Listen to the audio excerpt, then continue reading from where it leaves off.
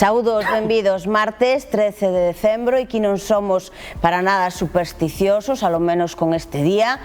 Comezamos o noso En Portada diario. Hoxe acompáñanos aquí en plató Laureano Bermejo, benvido. Muchas gracias. Antonio Troitiño. Moi boas tardes. E Francisco Novoa. Hola. Con eles imos a repasar os titulares da xornada e comenzamos lendo La Región. Reyes Maroto decía onte, el reto es que España sea referente del turismo de interior. La ministra de Industria, Turismo y Comercio explicó en el foro La Región los planes de su departamento para el desarrollo turístico, anunciando próximas inversiones en la provincia. Na fotonoticia correspóndese co mesmo titular. La ministra Reyes Maroto se dirige a los invitados al foro La Región que se celebrou en la Carballeira de Santa Cruz. Las intensas lluvias apagan las alertas por sequía, salvo en A Limia. A Baixa Limia y o Ribeiro vivieron el día con mayor pluviosidad del último lustro.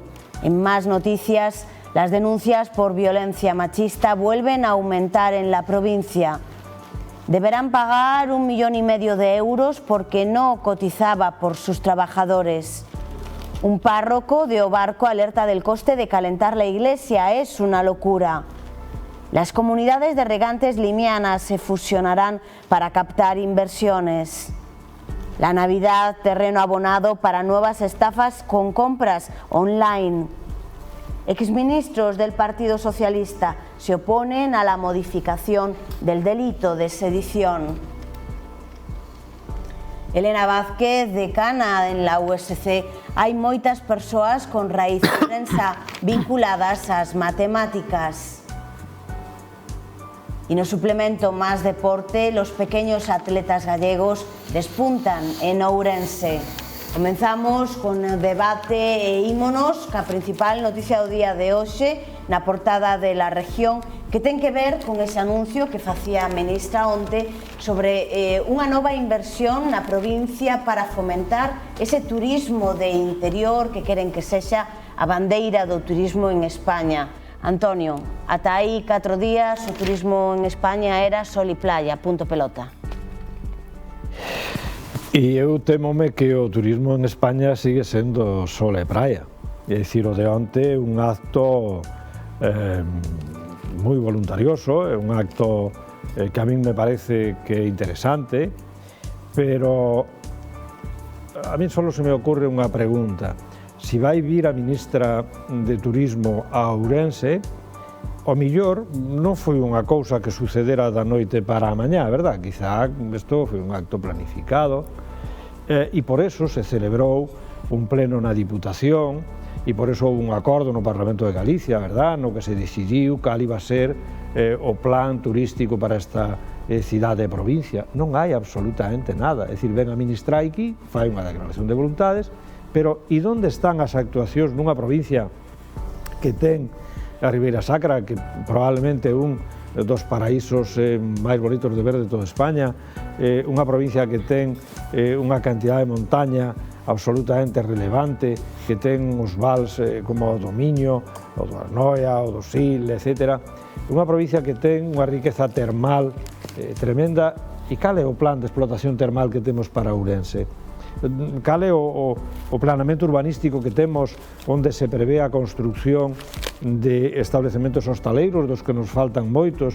Onde temos esa previsión de a celebración de congresos para atraer empresas, colexios profesionales que celebren aquí as súas convencións, etc. Quero dicir que parece que estou asentado sempre na parte negativa, pero temos as potencialidades, as que nos deu a natureza. Parece que, ademais, debíamos ter a intelixencia, porque esta debe ser repartir dun modo máis ou menos homogéneo entre todos os seres humanos, e, por tanto, deberíamos de ter tamén ese don, pero non puxemos un ao servicio do outro. E, por tanto, con unha declaración de vontades de que se vai a levar adiante un plan para invertir en que?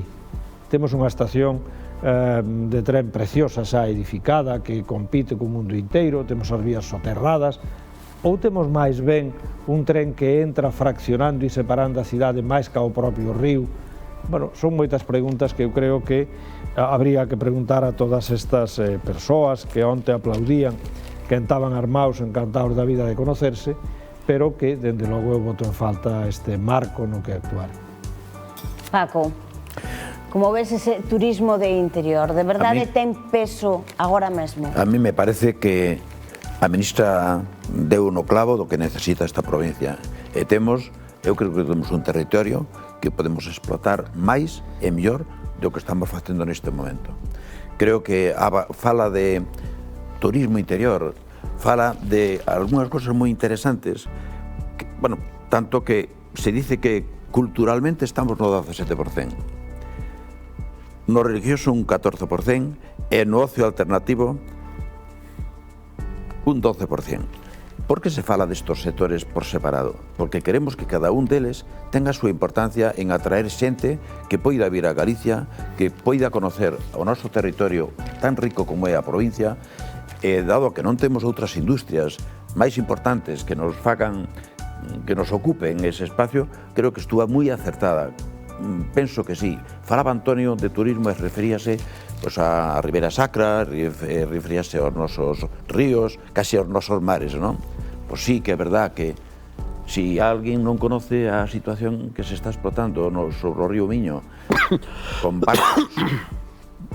varios en uso diario e que están rozando a riqueza de algunhas empresas que están explotando esa zona en ese servicio. Creo, por lo tanto, que as palabras da ministra nese sentido de que nos temos que centrar un pouco na riqueza interior, nos nosos produtos de interior, foi moi acertada. Eu, nese sentido, me sinto moi a gusto ca súa puntualización sobre este problema. Antonio moi negativo e Paco máis optimista. Vamos, Laureano, a ver o equilibrio. A ver o equilibrio. Pues me hubiera gustado más que en vez de Reyes Maroto, pues que hubiera venido otro ministro, por ejemplo, en Industria, y dijera que el reto de España es ser referente en industria, o en tecnología, o en I+D, o en otra cuestión que repercutiera más económicamente que el sector servicios dedicado al turismo. Pero bueno, habida cuenta que es lo que tenemos, es lo que viene, y digo que es lo que tenemos y es lo que viene porque recuerdo un sociólogo estadounidense, ahora mismo no recuerdo el nombre, muy famoso y muy conocido, que decía que los países, igual que las personas en el mundo, ocupan un punto, una referencia y una manera de ser y adoptan una imagen, y que la imagen de España es del turismo. Es un país de servicios, es un país donde la gente viene a disfrutar, es como una especie de parque de atracciones a nivel mundial. Si nosotros pensamos, y la verdad es que los humanos somos muy dados a poner etiquetas, y si pensamos en Japón, pensamos en un país tecnológico. Si pensamos en China, parece que pensamos en un país fábrica. Si pensamos en Estados Unidos, pues a lo mejor, no voy a decir yo lo que pienso de Estados Unidos, pero bueno, cada uno que se haga su idea. Y si pensamos en Rusia, a lo mejor pensamos en un país que le gusta las guerras. Y si pensamos en España, o si los extranjeros piensan en España, piensan en un país donde vienen a disfrutar, donde vienen a pasarlo bien, donde vienen al turismo, además lo tenemos bien enfocado en el aspecto de que tenemos una calidad de los hoteles muy buena, tenemos una calidad de los servicios de hostelería muy buenos, le garantizamos una cierta seguridad a los turistas, porque nuestras policías funcionan muy bien, tenemos una cultura muy atrayente, entonces es lo que somos, España es lo que es a la vista del mundo. Entonces entiendo que esta señora Reyes Maroto venga de alguna manera a fortalecer y dar una vuelta de tuerca a lo que los extranjeros conocían solo como turismo de sol y playa. Entonces, viene a decirles, no, mira, es que tenemos otro tipo de turismo a mayores, y otro tipo de turismo que es el turismo de interior, el gran desconocido. Y esto lo dice mucha gente que viene a visitar estos días Orense, que llegan gracias al AVE, y dicen, ostras, pues no conocíamos esta cultura o esta imagen de turismo que tiene Orense. Ni la gastronomía, ni los monumentos, ni el paisaje, ni la cultura, no conocían nada de Orense. Entonces, todas estas medidas que vengan a fortalecer de alguna manera esta industria que es la que tenemos, pues bienvenido sea. A ministra de Industria tamén, eh? Sí, pues... Igual... Pues mira, debería decir que me hubiese gustado que dijera el reto de España y sobre todo Orense es ser referente en industria. Lo que pasa es que no lo va a decir, y más teniendo en cuenta que estamos abocados, Orense es una de las provincias que pierde población constantemente. El otro día hacía un repaso de la población de la provincia de Ourense, porque estamos en una situación complicada, porque ahora es cuando se habla de que los ayuntamientos pueden perder concejales, teniendo en cuenta que pierden población, y parece que hay esta especie de compra-venta de gente votante. Y Ourense llegó a tener 440.000 habitantes, hoy andamos rondando escasamente los 300.000. Claro, la ciudad de Ourense está en 102 y peleando por ellos, y algunos ayuntamientos pues nos estamos encontrando con menos de 500 habitantes. Es decir, como no asentemos esa población con esos recursos, con este turismo de interior, estamos abocados al fracaso, y es lo único que nos queda, porque la industria, creedme que no va a venir, ¿Dónde estamos fallando? Porque ese cambio de modelo, sol y playa, turismo que vende experiencias culturais, religiosas, como decía Paco, ese plantexamento xa ven sonando hai moito tempo. Entonces, ¿dónde estamos fallando? Porque vir, a xente parece que aumenta o número de visitantes, pero quedar non quedan. Mira, decíades que a miña intervención tiña un tono de pesimismo. Eu creo que é un realismo derivado da análise, non? Temos, de verdad que temos moitas cousas, é dicir, somos a primeira provincia en románico de España. Hai quen di que somos a segunda, despois de Palencia nos vamos a seguir insistindo en que somos a primeira, porque a base de decirlo igual nos creen, non? Pero desde logo temos unha riqueza románico absolutamente insuperable. Pero alguén se plantexou que hai que crear unha axencia galega de turismo que sexa quen de elaborar paquetes turísticos para ofrecer aos grandes turoperadores para que Ourense sexa un destino turístico. Ou é que non sabemos que a Ourense está vindo moita xente porque hai unha línea de ferrocarril que vai cara a Vigo e cara a Coruña, que se chama o AVE, que pasa por Ourense, pero pasa porque circunstancialmente estamos no camiño, porque se non estaríamos como a Lugo nunha esquina. Pero eu o que pido, o que demando, o que quero trasladar á opinión pública é que teñen que exixirlle aos seus representantes políticos algo que é básico. Cando ven un ministro a Ourense, a primeira cousa é que ten que ser recibido necesariamente no Concello de Ourense, ou é que non existe Concello. E se chega ao Concello de Ourense ten que irse de aquí necesariamente con un proxecto e unha petición de inversións para o Concello de Ourense, porque hai que facer un plan de inversión que debía estar consensuado necesariamente coa Diputación Provincial para que se podan atraer inversións a Ourense.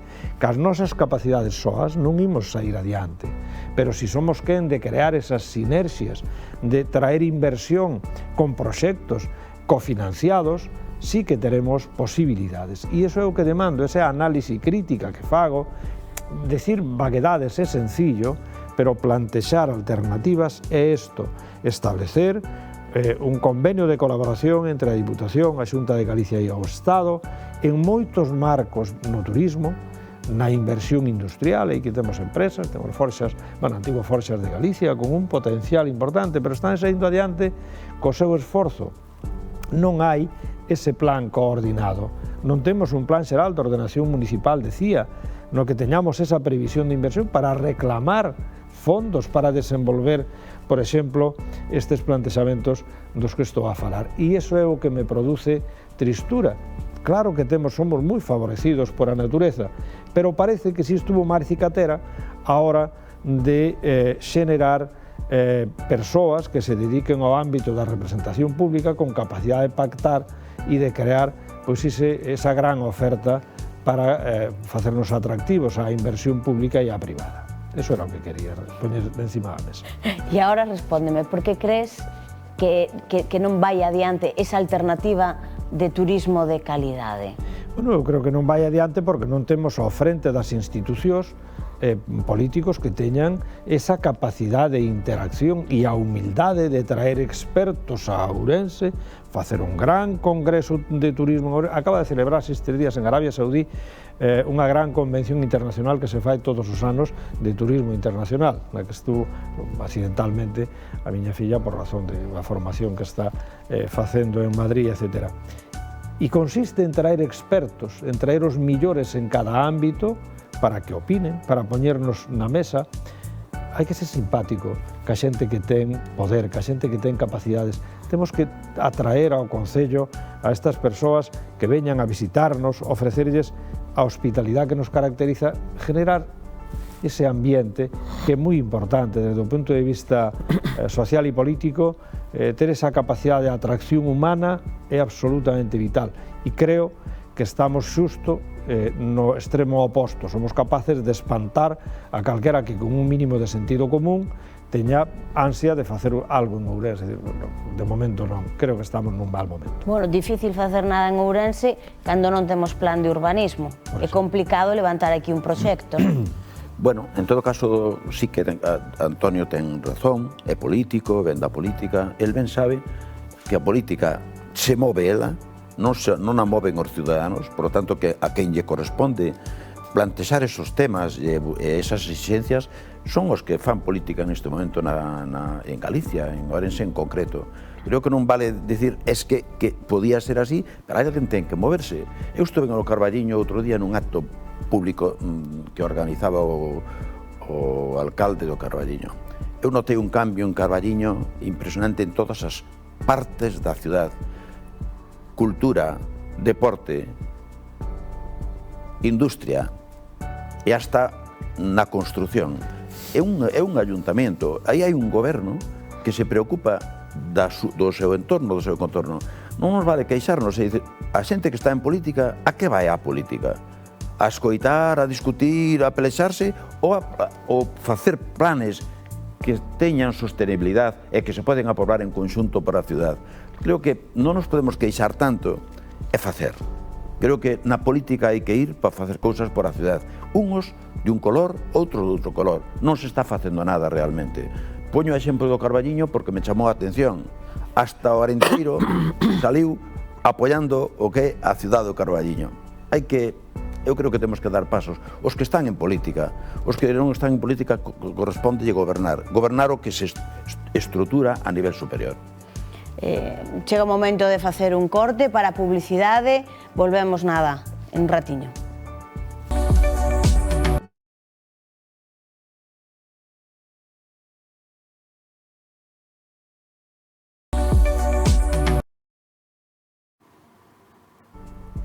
Cambiamos de tercio completamente e quedámonos con outro dos titulares da portada que nos fala de que las denuncias por violencia machista vuelven a aumentar en la provincia. Laureano, a cifra continúa aumentando, cada vez que o Consello do Poder Judicial presenta a súa memoria, vemos que aumentan. Y sí es cierto que aumentan y parece curioso lo que voy a decir, pero es una noticia que me alegra. Me alegra que aumenten porque creo que aumentan, y no solo lo creo yo, sino también la misma presidenta también lo ha dicho, que las mujeres cada vez son más libres de denunciar y se sienten con más libertades a la hora de denunciar porque ven que los resultados de las denuncias pues son significativos y cumplen sus expectativas. Antes había como un cierto temor a no ser escuchadas, a no ser comprendidas, a no ser creídas. Es decir, cuando iban a la denuncia, pues, bueno, mujer, vete a casa, que a ver si se soluciona dentro del ámbito del hogar, no eran atendidas con la diligencia y la ternura o con la delicadeza que hay que tener en estos casos, y ahora esto se ha cambiado. Se ha cambiado, entonces las mujeres que sufren cualquier tipo de maltrato deben denunciarlo, por supuesto que sí, porque esto es una lacra que hay que tratar de acabar con ella como sea, pero entiendo que se sienten como más libres a la hora de hacerlo. Dicho todo esto, no debería haber ninguna denuncia, porque entonces llegaríamos a la utopía de que no hubiera ningún tipo de maltrato, y creo que todo tipo de denuncia que venga depositada por una mujer no debe ser completamente sometida al escarnio de quien pone la denuncia, sino que debe ser tratada con mucha delicadeza, con mucha prudencia y con mucha precaución, como están haciendo ahora últimamente los cuerpos de seguridad del Estado. Es que me llamaba la atención, y he escuchado en algún caso a alguna mujer que me dijo, yo fui a denunciar y me dijeron, venga, vete a casa y a ver si lo arreglas dentro del ámbito familiar. Y no es así, es decir, a la mínima hay que ponerlo en conocimiento y hay que parar esa lacra. Era necesario crear unha rede que a lo menos garantise a confianza das mulleres para dar o paso para denunciar. Pensas, Antonio, que esa rede está creada, que é firme, que por eso as mulleres se atreven agora a denunciar? Eu creo que desde as institucións se deron, igual que antes era crítico en outros aspectos, creo que neste se deron pasos de xigante. Creo que estamos, desde o punto de vista institucional, con matices, como sempre, nunha boa situación. Pareceme, sin embargo, terrible que haxa unha sola muller que teña que facer unha denuncia por violencia, non? Si estou de acordo en que un maior número de denuncias non implica necesariamente un aumento da violencia. O que si aumenta é a concienciación e a capacidade de resposta social. Sin embargo, sí quero facer un análise de unha cousa que me preocupa moitísimo e é a xuventude. Eu, por razóns de idade, non estou nese sector, pero teño un fillo e unha filla que están neste momento e comentábamos moitas veces, porque na casa a inquietud político-social tíndome a min ali, pois é fácil de entender que é grande, non? Entón, falamos moito destas cuestións e hai unha cousa que me preocupa moito, e é que neste momento aínda, ou probablemente aínda non, senón repuntando, hai unha sensación de que as nenas se sinten moi queridas cando o mozo é moi celoso, cuando las controla mucho y cuando quiere ver el teléfono para ver con quién hablabas. Ay, es que me quiere tanto, es decir, eso é xusto a antítesis do cariño, do respeto, etc. ¿no? E teño a sensación de que hai unha certa involución en moitas cuestións cas novas xeneracións. Unha delas, dame a sensación de que esta, non se está contemplando problemas de alcoholismo que derivan en gran medida en violencia tamén. Hai un aumento, ou por lo menos non hai unha desaparición do alcoholismo na xente nova que debería de haber.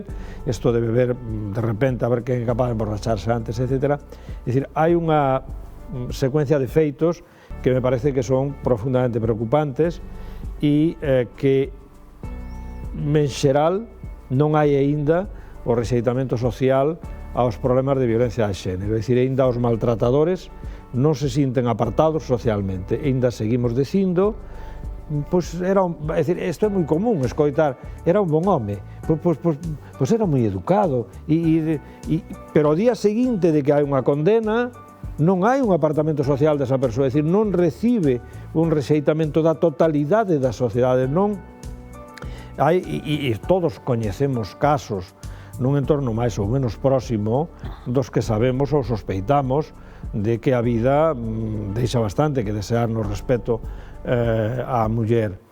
E non producimos esa conducta individual de rexeitamento, de desprecio por unha persoa que se conduce desa maneira. En xeral somos bastante tolerantes, con unha expresión que decimos que tiene mucho carácter.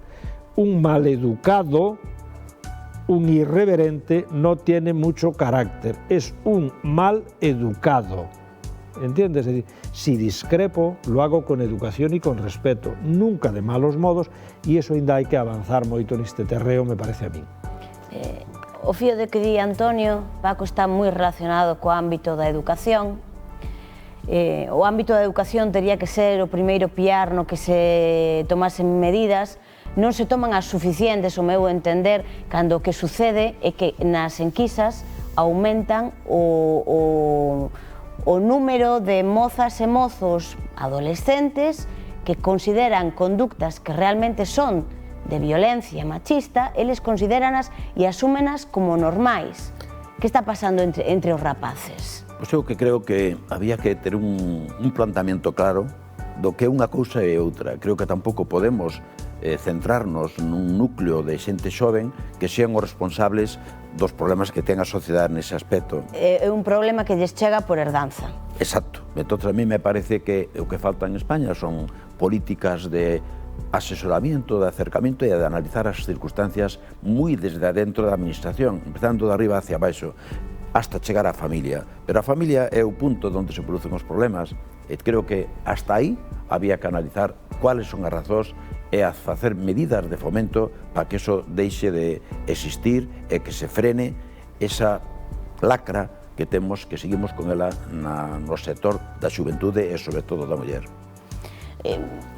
Laura, non pensas que este aumento de denuncias e, polo tanto, de casos, porque é certo que os casos tamén aumenta, é rara a semana na que non nos levantamos con un asesinato, ten algo que ver tamén coa situación que atravesa o país económicamente?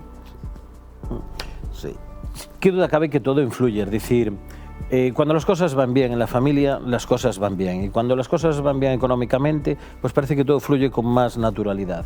Ahora, si tenemos restricciones económicas, si la situación laboral dentro del ámbito de la pareja pues se complica, hay gente que lo sabe soportar muy bien y hay gente que se da por inhibirse, y a lo mejor el método de inhibición pues es el consumo de alcohol. Y una cosa pues suele llevar pareja a otra, es decir, que muchas veces los problemas es como si se acumularan. Y el tema del alcohol, antes comentaba Antonio, una cosa muy interesante, que parece que no hay el estigma social que debería tener, porque lo tenemos como muy arraigado dentro de nuestra cultura popular, es decir, el consumo de alcohol, la gente incluso hasta lo ve bien. Y de hecho, tú llamas a una persona que te venga a ayudar a hacer una obra en casa, a mover unos muebles, y como agradecimiento lo invitas a algo. Sí, pues una cerveza. Ahí está. Es decir, entonces lo tenemos como agradecimiento. Dios nos libre de ir a una boda que no tenga barra libre al final, porque entonces ni boda ni bodo, ¿no? Ya no va. Es decir, parece que necesitamos esa cultura del alcohol. Y en las fiestas populares se da. Y lo que decía él también, que vemos a la gente completamente desbocada por la noche, con una tasa de alcohol bastante significativa, y no lo vemos como algo preocupante.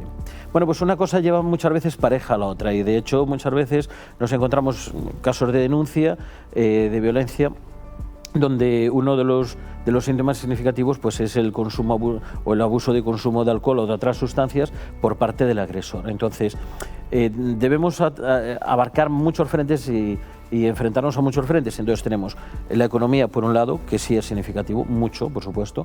El consumo de sustancias, bien sea el alcohol o las drogas, pues viene arraigado y unido a lo otro, porque a veces por la desesperación la gente se refugia en este tipo de sustancias, que lo único que hacen es que afloren otros problemas. Y otros problemas es que al final pues vienen las discrepancias, los reproches dentro del ámbito familiar, y alguna gente pues no sabe controlar, bien sea por falta de educación o falta de control de sí mismo, pues abusan de una persona que consideran inferior, cosa que es más bien al contrario. Antonio. Decías, con respecto a esto, solo dúas puntualizacións. Unha delas, cando non hai fariña, todo é riña. Pero eu creo que eso non é unha xustificación. A mí sí me parece relevante un feito, que o de que últimamente nas institucións públicas, por parte de vos, se está negando esta realidade, e por parte de o Partido Popular, co ánimo de non incomodar demasiado a vos, estáse edulcorando o que é violencia machista pura e dura, e está pretendendo disfrazarse, e eu creo que isto está tendo unha influencia negativa con respecto a loita contra a violencia machista. Hai que describila como é, descarnada, terrible, e non pode edulcorarse de ninguna maneira. As cousas polo seu nombre. Total e absolutamente. Paco. Violencia machista. Temos que cuidar de non exagerar. Habría que conocer con exactitud ou un pouco máis de maneira máis cercana que é o que ocorre, en que sectores e por que causas. Creo que falamos alegremente de unha situación que non é tal ao mellor. Se dan uns sectores, existe, por desgracia. Claro que existe a violencia. E estámoslo vendo, e a ministra ayer falou dese tema. Pero creo que ahora mismo que temos que analizar ben que é o que está ocorrindo.